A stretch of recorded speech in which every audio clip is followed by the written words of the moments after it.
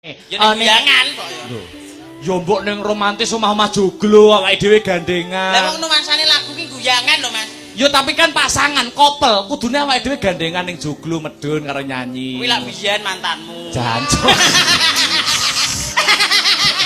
Biyen guayane gawe video klip. Wah, modon ngene. Terus kok kono ngene gandengan. Terus Saiki nyungir. Aduh, kasihan deh. nyungir. Salam-salam sik to. Aku ki ya anu apa ki jenenge? Apa? Wong kene ki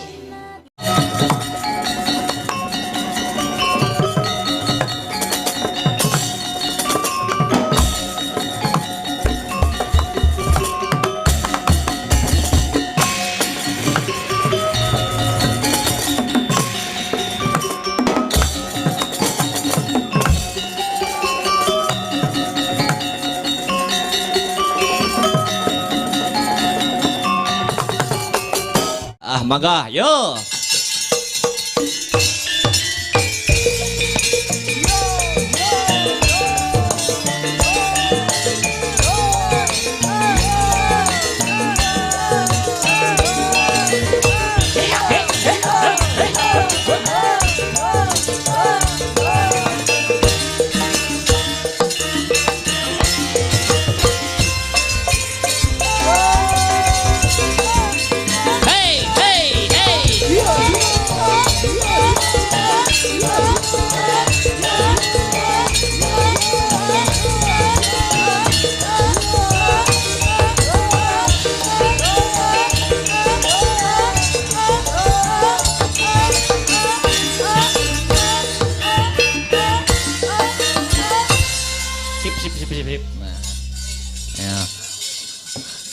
Ayo, ki apa sing tembange sing kira-kira kur bareng.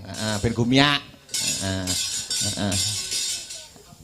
Oh, kitir. Oke, kitir. Napa lagune? Kitir. Kitir. Kitir sumilir. Ayo. Bah iso ruwancak ngono piye lagu sinden Mas. Nyapa? So roto. Roto piye? So munggah. Yo. Pikir dhewe hati-hati lho Mas. Nyapa kok pikir dhewe ngati-ati? Jelas iki. Tekonan ta, tekonan jenenge sok. Tak tekonane siji-siji. Ya siji tekan. Dari sini. Dari sini. Siap, gerak. Luruskan. Lurus. Lurus. Iki lurus ya. Lurus. Pertanyaan. Namanya siapa? Patricia. Asli mana? Anjuk. Oke. Ngajoknya mana? Ngajoknya mana? Sawahan. Oke. Ganti satunya. Ganti satunya. Yo. Nama? Dwi. Rumah? Hah? Dwi. Ulang nama tweet. Dwi. Nama? Dwi. Rumah. Alamat? Anjuk. Ngajoknya. Hobinya apa? Hobinya apa? Maam. Maaf. Oh ya. Tekoni sik. Hobimu? Hobi. Tidur. Tidur. Hobi tidur. Layak wedi.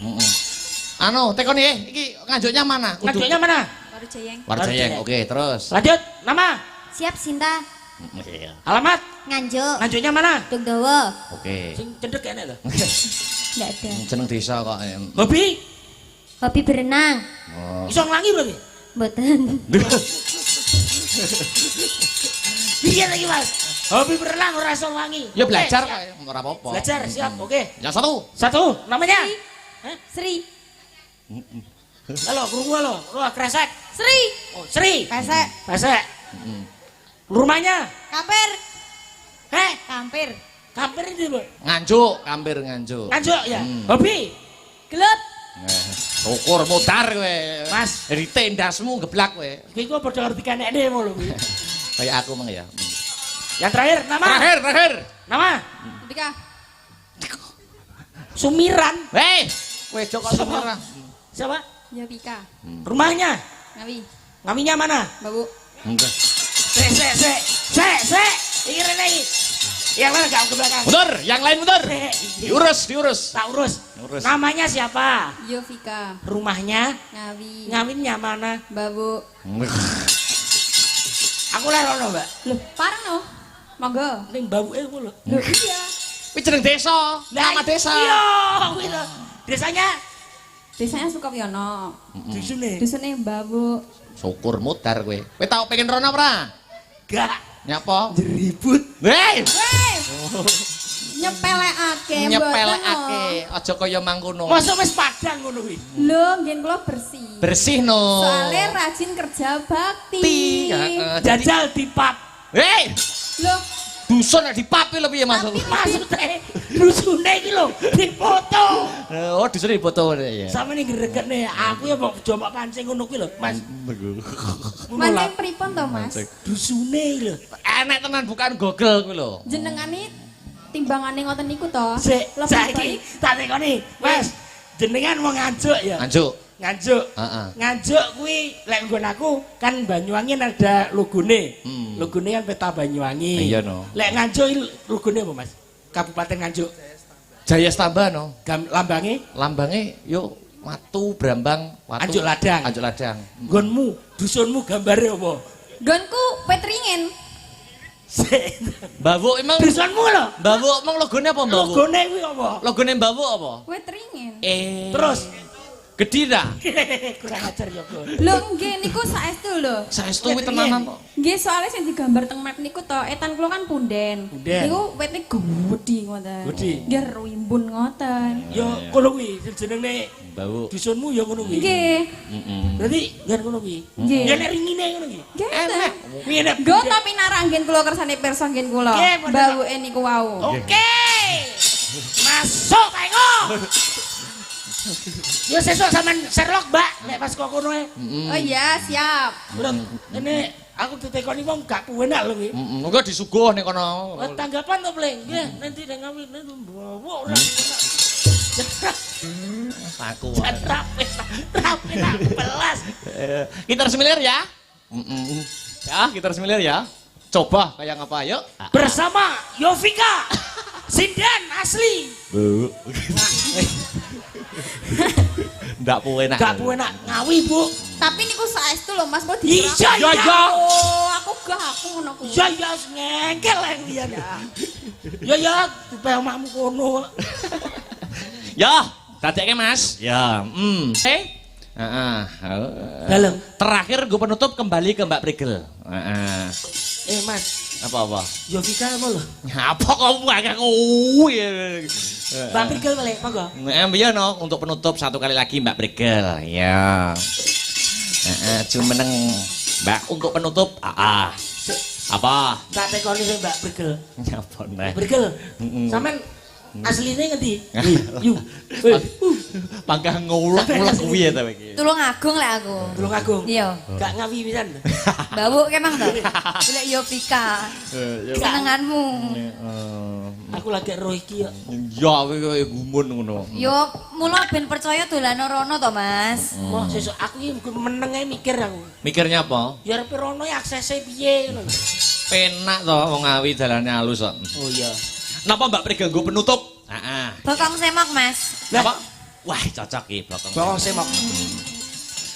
Nenorat. Pokoknya mumpung enek sampean ning Banyuwangi Bokong semok. yo Wah, wangono luar biasa. nyanyi ya. Oke. Bokong semok lho ya, sing semok bokonge ora kleru omah Yovika mung. Heeh, ya. Ya ya pada Yovika. Bersama Prigel Bang Ayu ajar meneng.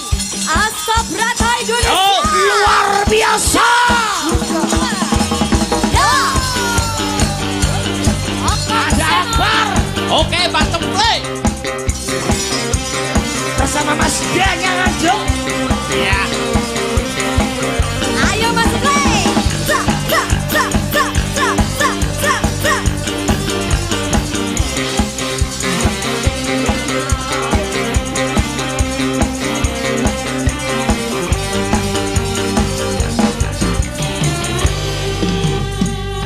Aran bokong nongko sesigan aran alis nanggal sepisan kulit kuning lari kuning langsan gawe hang nyawang kutu-kutu kerokan asan sa sa sa sa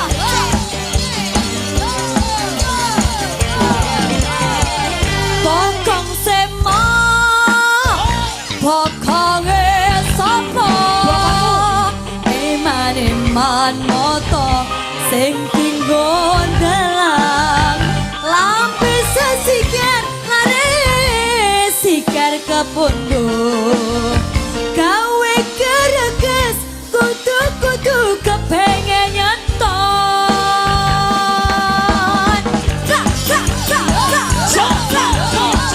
Asoy mene.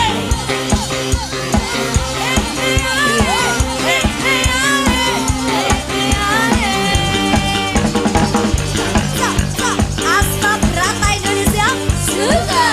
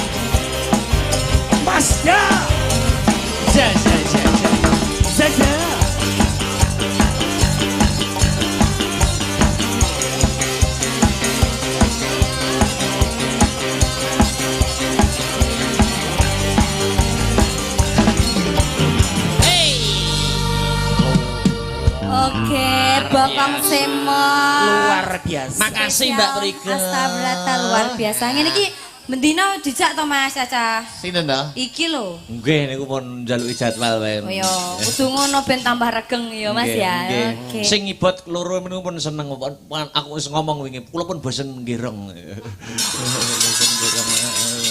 Masa muni ngono kuwi? Muni ngono kuwi. Aku melu Astabrata apa ora dibayar ngono jare. Nggih, terima kasih Mas. Terima Abang. kasih Mbak Prigel nggih.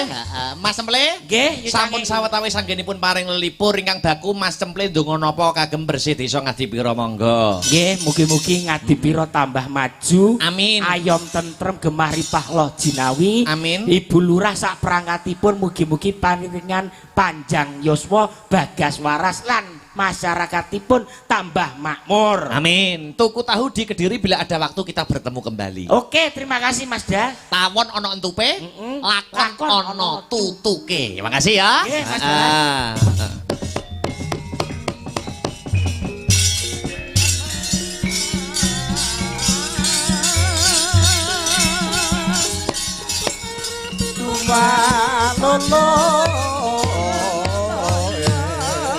Rame-rame mlebu pasar rebut ngarep samar yen kalah dhisik anu bukan ngetes-ngetes keadaan kodok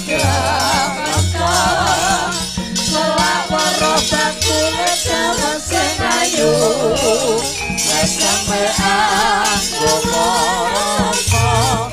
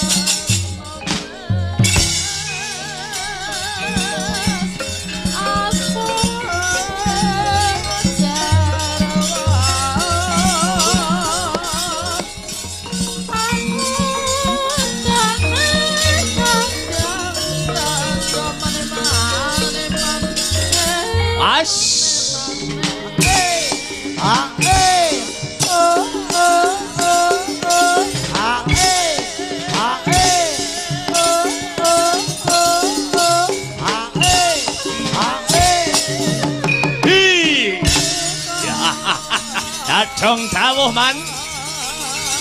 Pas.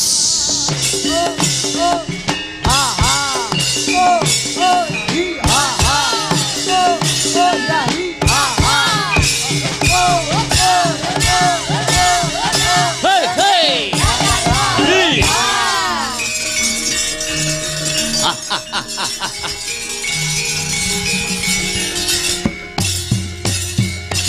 Out.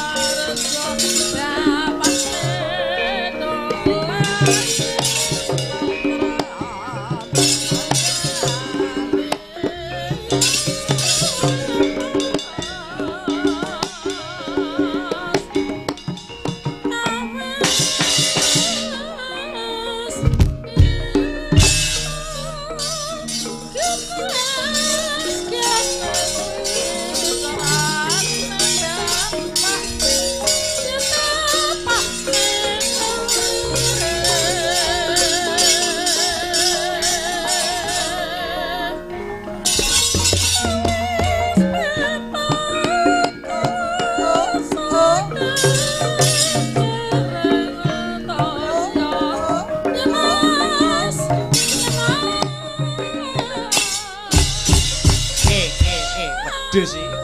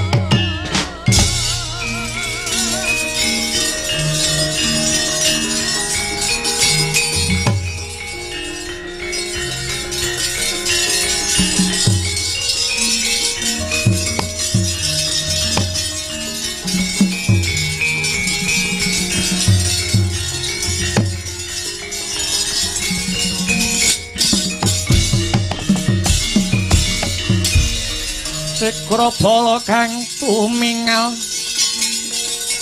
perang tanpa samya medali lara tatit wileting kota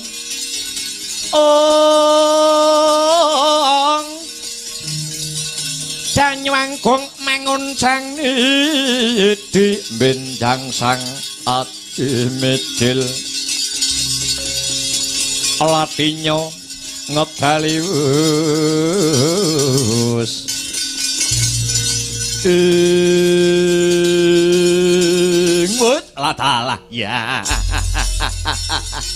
Paman Haryawerta Paman Haryawerti ingkang sampun medaling Jawi Paman Sengguni ingkang sampun medaling Jawi kula satriya Banjar Junut kula mundur sasana cumadong dawuh paman kados pundi kabaripun pasewakan wonten ing negaring Ngastina kepareng hamba barep pangandikan paman para Kurawa kabeh wae kang den wakili karo anakku Dursasana satriya Banjar Junut ing ripalungguhan iki kaping pisan rungokno angka 2 gatekno angka 3 nglakonana Ing ngori palungguhan iki kang rinembuk ana pasewakan negara Ngastina ya kuwi tekane rakamu ing Mendura.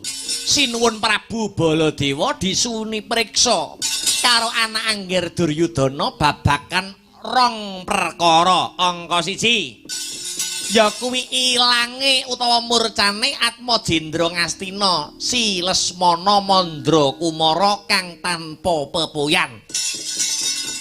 Angka 2 Kakangmu Duryudana mrehatinake awit dina sakmengko para putra-putra Pandhawa lagi mesanggrah mapan ana ing pertapan Ringin Putih.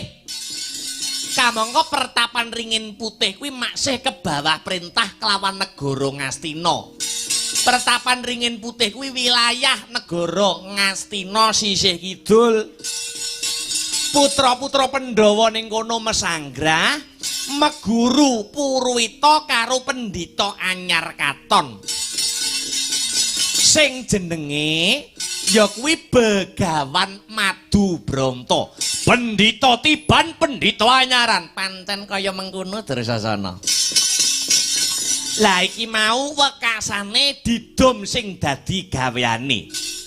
Didum gaweane pripun, Man?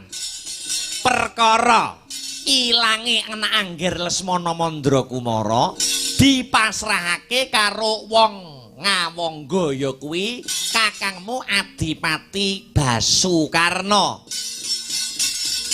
Kang sarta si Jayajatra. Kakang Ngangga kalian si Jayajatra dipasrahi babagan murcanipun utawi ilange si Lesmana. Pancen bener kaya mengkono. Babakan sing mesanggrah ana pesanggrahan Ringin Putih ya kuwi anak-anak Pandhawa iki bagiane anak Prabu Duryudana. Mula aku nglumpukke kabeh Sata Kurawa ndak kongkon ndombani sing dadi tindake anak Prabu Baladewa kang mertinjo kahanan kang sarta suwasana ingkang mapan ana pesanggrahan Ringin Putih. Makaten Paman, ya pancen kaya mengkono. Yen iki mengko sause diperepeki ana ing pertaman Ringin Putih.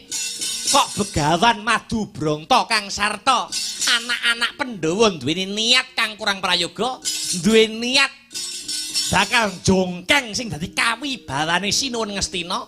Ora sandadak kesuwen Kurawa kudu jumangkah, Kurawa kudu kumrembyah. Pesanggrahan Ringin Putih dibubarke.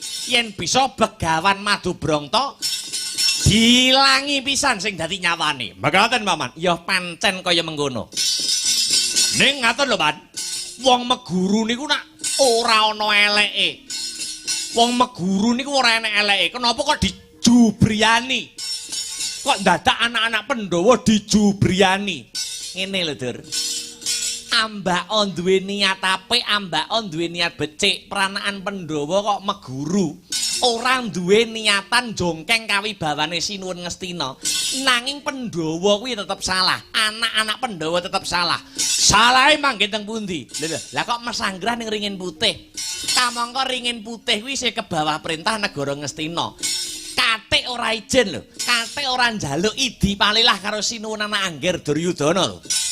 Iki wis salah. Lah apa meneh kok iki mengko Begawan Madubranta sak anak-anak Pandhawa bakal jongkeng sing dadi dampar keprabone anak Prabu Duryudana. Mula ora sandadak kesuwen. Dina iki para warga Ngastina, para Kurawa muga antuk pengasih saka Gusti Kang Maha Wasih. Dina iki prajurit Kurawa enggal dibudhalake. Iki mengko kok kedlarung-dlarung Begawan Madubranta anggone mesanggrah ana pertapan Ringin Putih. Iki mengko bisa mbebayani merga dom sumusup ing banyu. Akeh para warga gung kang mapan ana negara Ngastina kang mangro tingal ora gelem ngestokke dawe anak Angger Duryudana nanging malah dadi cantrike Begawan Madubranta. Mula ora sadaya kesuwen swatama. Kula wonten dawuh pamanamiji dhateng Satra Pedhanyangan kula pun swatama pisan dandan kaping pindho mlumpuk kaping 3 kabudhalake. Surak siaga aja nganti keri.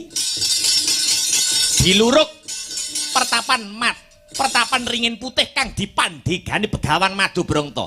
Diprenggake secara becik nek ora kena bubarke pateni Madu Brangta. Lho niki amit madal wasilan. Aja kaya bocah cilik sing dadi lakumu. Pumreh kang bala lumares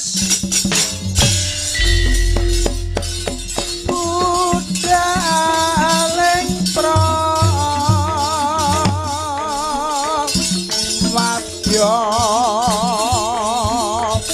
kusma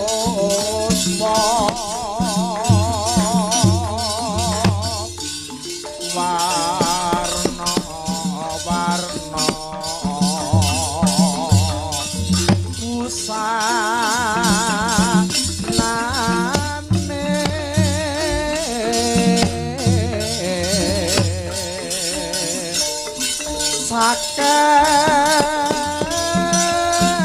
sakehing prawadya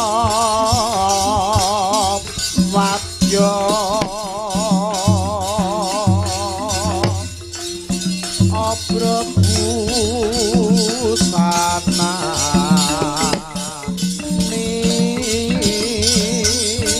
nira warane rame gumuro pindo bae samudra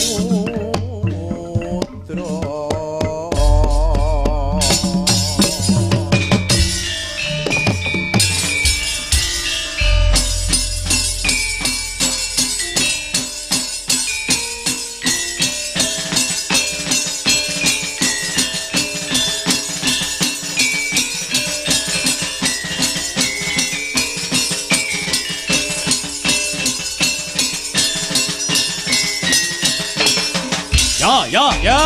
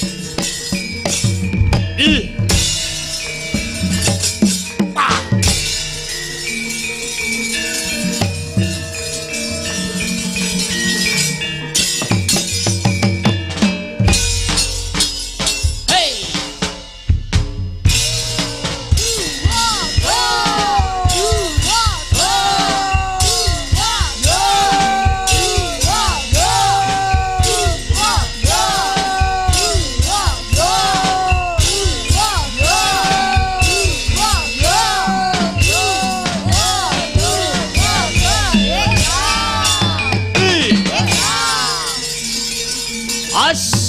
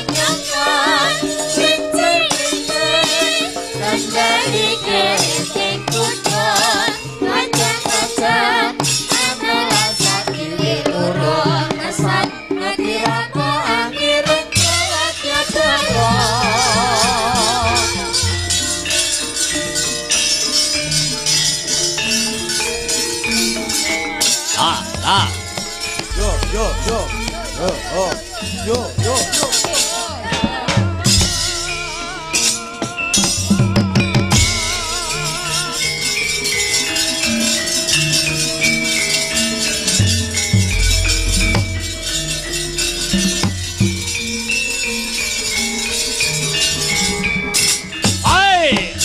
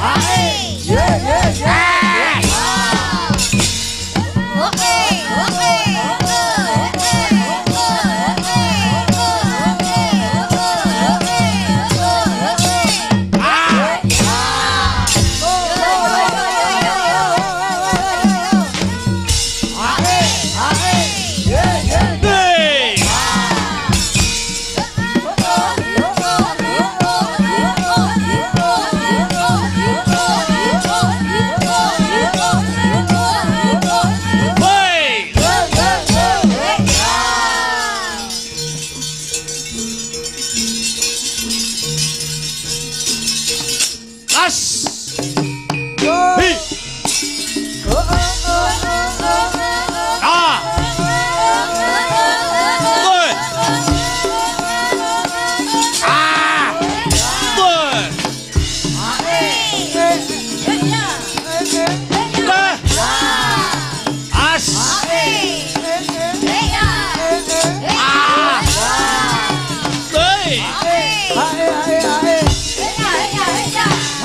Ah.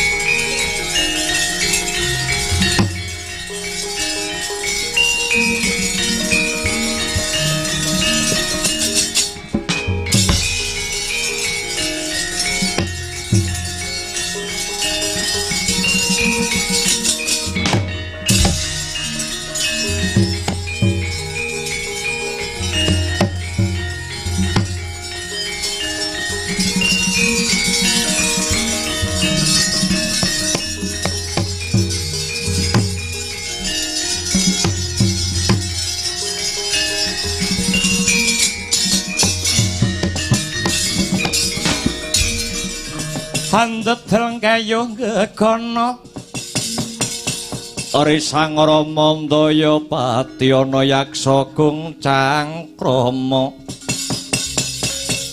Namane wil katak sini jejagi jroning wareh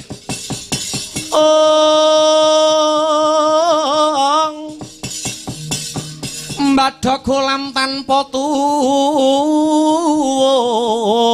mina-mina Jrojaladri mila gugu saben ari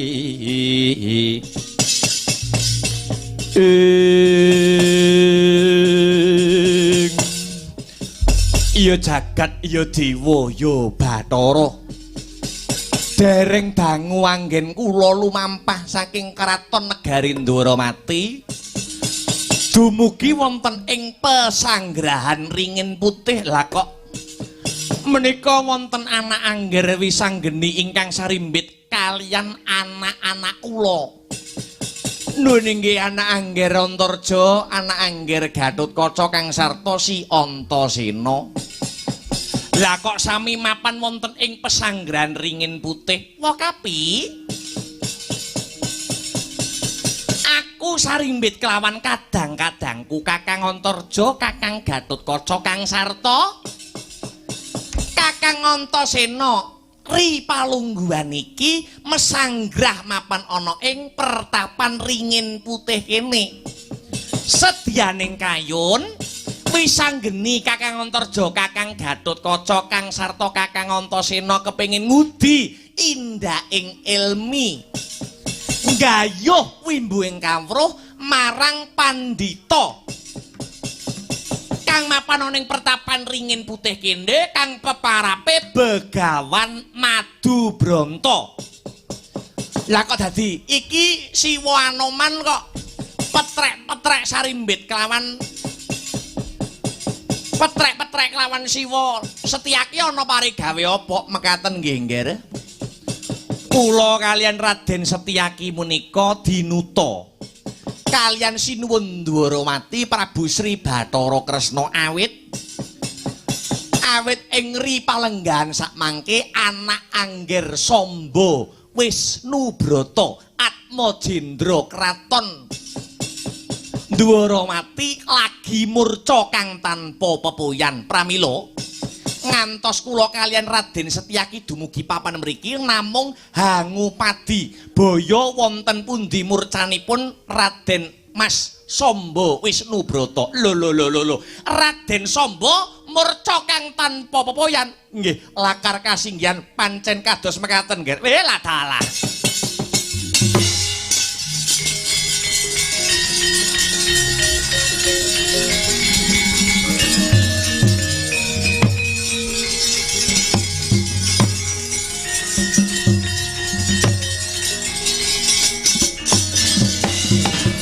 Agyat resang ngapirang ngurinangkul ginempit-kempit dosang retnaning bawana ing pramila sinuwun kula Sinuwun Ndwaramati Prabu Sri Bathara Kresna menika dasaripun titis Wisnu Waskita ingkang dados pamamasipun miturut dawuh pangandikanipun Sinuwun Ndwaramati murcanipun Raden Samba Wisnubrata menika manggen wonten ing sakiwa tengenipun pesanggrahan Ringin Putih mriki bareng kula dumugi wonten pertapan Ringin Putih mriki kabar ingkang sumebar pawarta ingkang warata dhateng pertapan Ringin Putih mriki wonten pandhita ingkang kesdik paningalipun peparapipun Begawan Madubranta lah kok tinipun jebul sareng kula kepanggih kalian anak-anak kula anak angger Wisanggeni, anak angger Antarja, anak angger Garutkaca miwah Antasena tinemunipun jebul sami meguru dateng mriki. Iya, aku pengen nambah kawruh siwa kapi. Weh lah dalah. Menawi mekaten kula nyuwun anu ngger. Kula mangdepne kalian guru jenengan. Kula mangdepne kalian Dwija panjenengan Begawan Madu Brangta. Menawi pranyata guru paduka menika kesdik ingkang dados paningalipun kula badhe nyuwun katerangan baya wonten pundi murcanipun Atmajendra Dwarawati Raden Samba Wisnubrata. Kanjeng Guru wis paring dawuh karo aku. Kanjeng Guru ora bakal nemoni daya sapa wae merga lagi nindakake tapa brata. Nek pancene Wokapi kepengin njaluk katerangan babagan murcane Raden Samba Wisnubrata kudu ngenteni sakjogare Kanjeng Guru anggone tapa brata malah diening mekaten. Ya pancen kaya mangkono nggih. Menawi mekaten kula entosi sakjogaripun anggenipun malah diening. Sisan gawe Begawan Anoman karo Raden Setyaki yen wis jogar sak liyane nyuwun katerangan babagan murcane Atmajendra Dwarawati sisan gawe aku karo Begawan Anoman uga bakal meguru nambah ilmu marang panjenengane Begawan Madu Brangta. Ya mangkono ya kena. Nanging Kanjeng Guru paring dawuh Wokapi kados pundi nggih? Niki mangke nek wonten bebaya sak marga-marga menawi wonten tamu panjenenganipun Begawan Madu Brangta mboten kersa nampi pramila kula dinuta kalian panjenenganipun guru supados metuki sapa wae tamu. Mbah kuwi niate apik, niate ala, kudu dipethuki kalian peranaan Pandhawa. Mekaten nggih. Pancen bener kaya mangkono Wokapi nggih. Menawi mekaten kula tunggu sakjogaripun kalih sumangga jejagi wonten ing sakiwa tengenipun pertapan Ringin Putih sinten kemawon ingkang badhe duweni niat ala niat candala Anoman ingkang saguh jumangkah Anoman ingkang saguh kumrembiyah.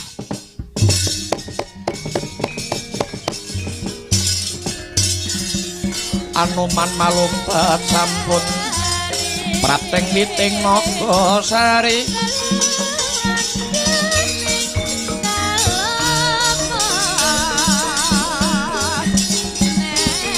mulat mangandhap katingal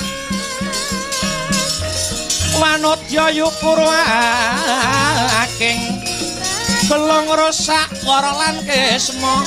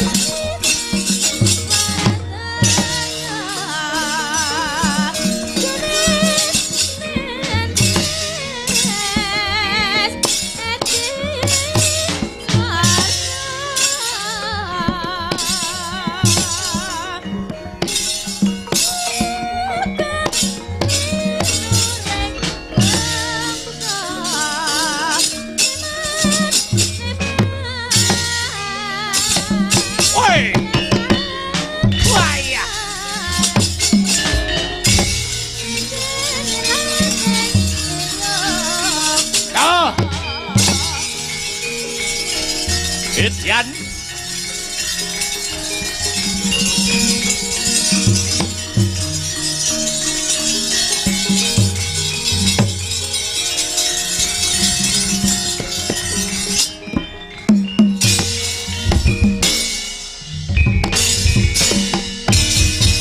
ana dongeng entek-entek si panungkul paten ana panunggul apa dosane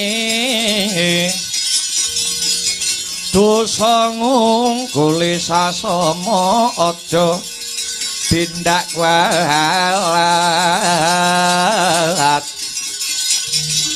Allah iya bener kandamu lali sumber kedewasaan.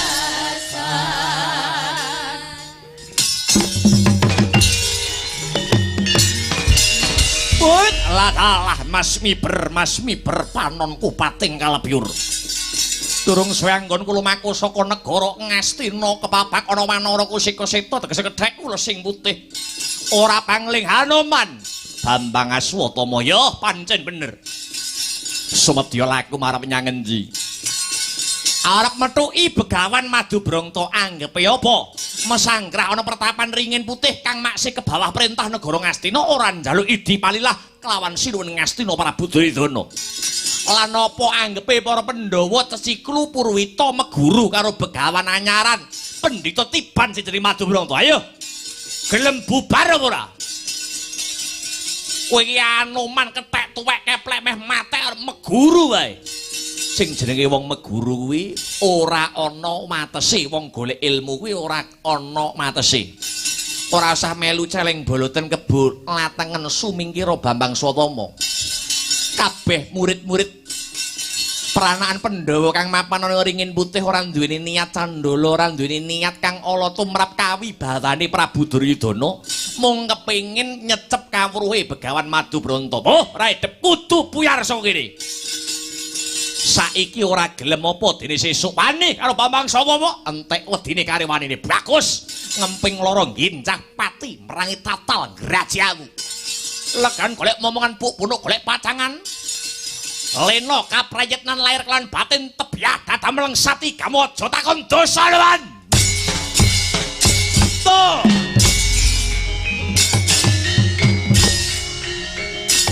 Os. Oi. Wah.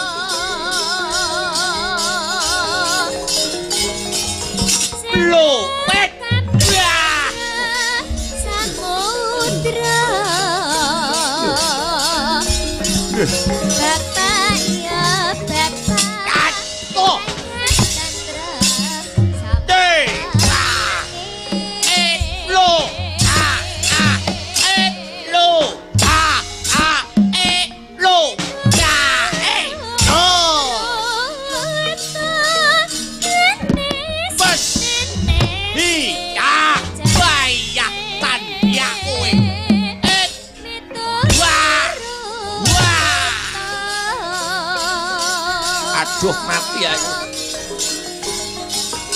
Hot. Oh, we. Raya. Weo. Das.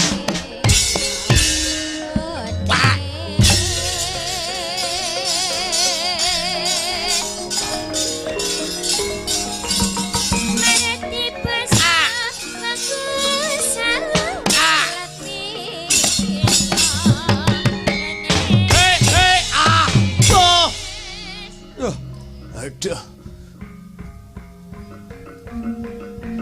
Hi. On. Ya. Mati aku. Hi.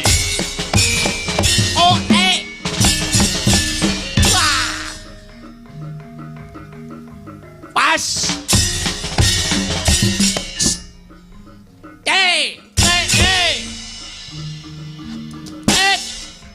Kaya. Ah.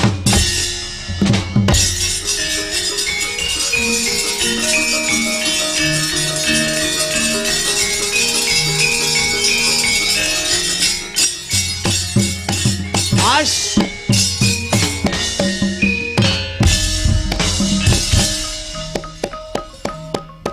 Nanggono son pan endo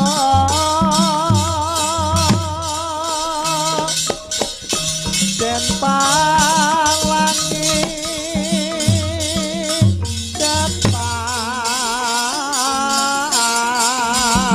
dapan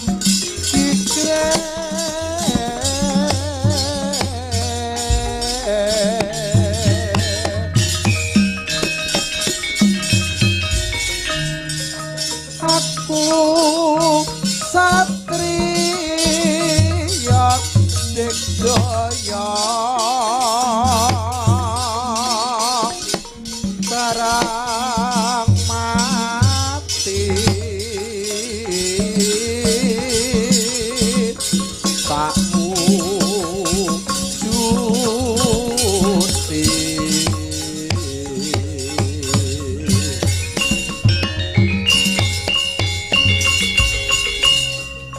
Sabyaku jroning ati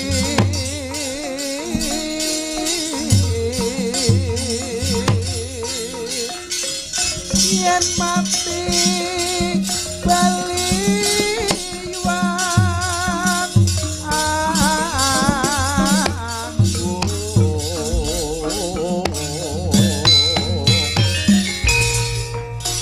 awit sun labuh bangsa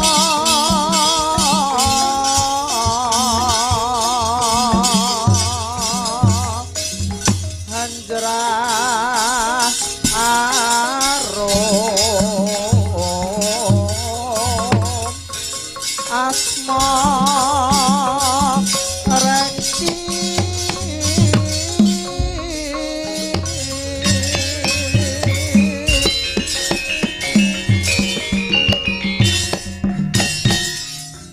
alam dadi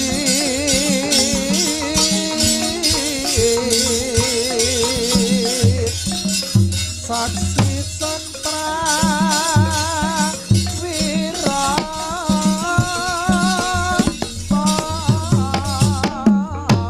Hi.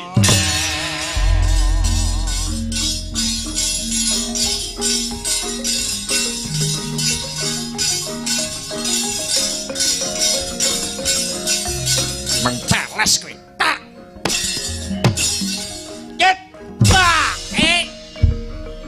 Tet. Ba. Bet. Ba. Be. Ba. Bet.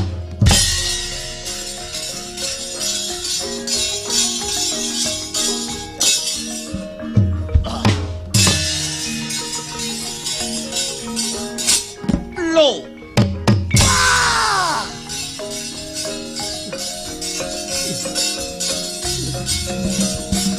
Ah.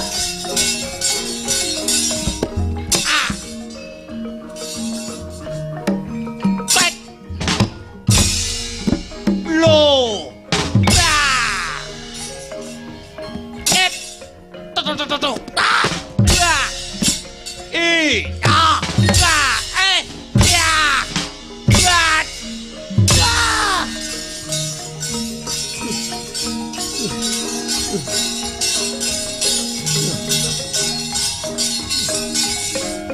Wow. Gat. Ah. Ah.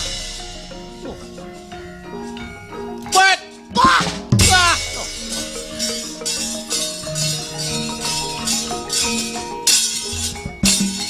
Ah.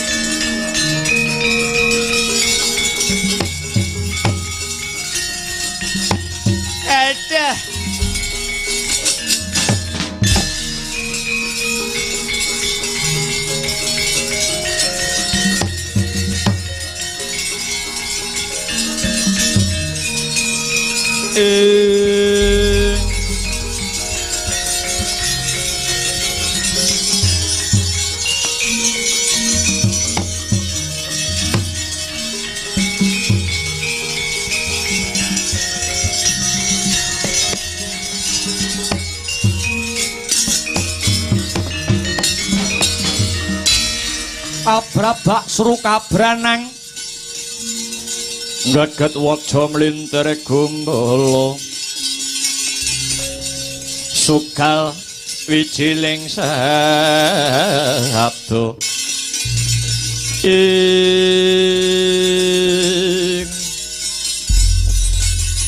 Paman Sengguni kerenggosan ingkang dados ambekanipun dleweran ingkang dados keringetipun kados pundi? Aduh kujur anak Prabu. Kujur kados pundi, Paman? Para Kurawa bubar mawut ketrajang dening tandang kridanipun pranaan para Pandhawa.